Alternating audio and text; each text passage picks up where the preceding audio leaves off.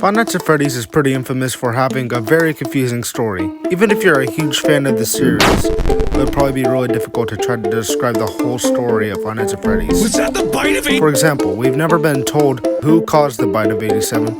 We still literally know nothing about this box from FNAF 4, and we probably never will. And we only know the official dates of FNAF 1, 2, and 4, so we really barely know the timeline at all. So I've been curious. Since we're in a time where AI is getting smarter and more advanced, I was curious if an AI can write it better. So I'll use InfraKit and tell the AI the parts that are actually part of the lore, then the AI will rewrite it. So with all that explained, let's get into FNAF, but written by an AI. In 1983, two friends named William Afton and Henry Emily created a restaurant named Fredbear's Family Diner, starring Freddy, Bonnie, Chica, Foxy, and Fredbear, also known as Golden Freddy. William Afton lured 5 children in the back room using a spring Bonnie suit and killed them all.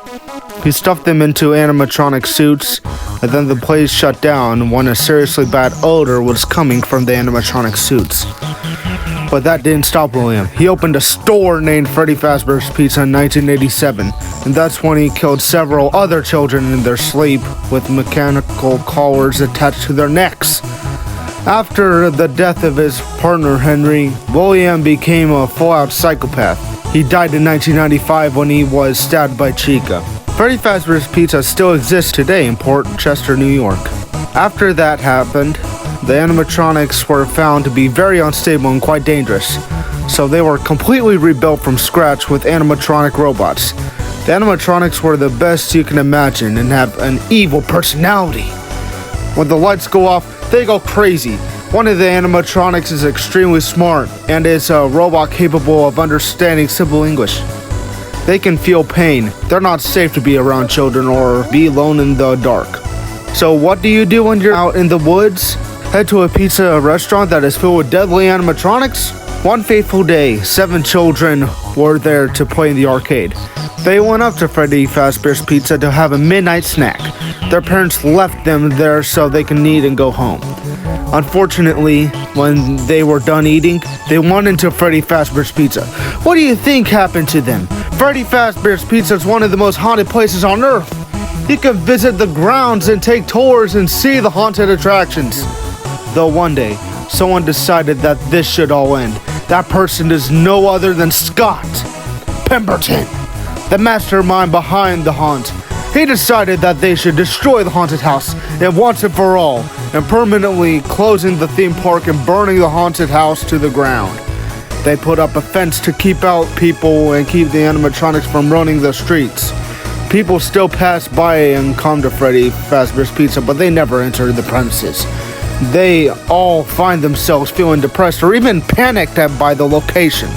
So what Scott Pemberton did was murder 9 of the animatronics and shot Freddy in the head. The bodies were burned to the ground and the fences were removed.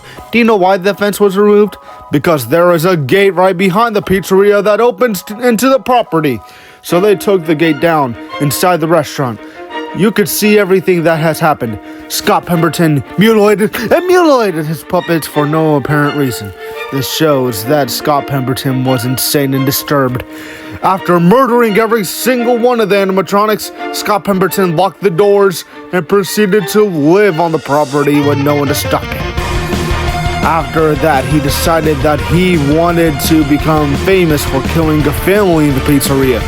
He actually used the police to scare people away and then sold the pizzeria. After that, he thought he would just be free and live a peaceful life, but he closed up the shop. The creepy door stayed locked and the haunt remained closed. But instead, the haunt is being used to torment people as a symbol of mental illness and evil. The haunted house stands in the same location where people were trapped and tortured. Years later, people would dare each other to enter the haunted house, but then turned around and run away scared. Others would stand at the door of the haunt and turn away. But the haunt lives on and shows that the life lost is just as tragic as a life lost. At one point, the haunt was believed to be haunted, but there was no evidence that people were hurt in the haunt. A man died in the 1980s when he was beaten up and died after a couple of months. the haunt continues to haunt people and gives them nightmares. So after reading all that, can I actually say that this is better than what Scott Cawthon wrote? No, the story is actually garbage. But it's written by an AI, which isn't way too advanced yet, so it kind of makes sense.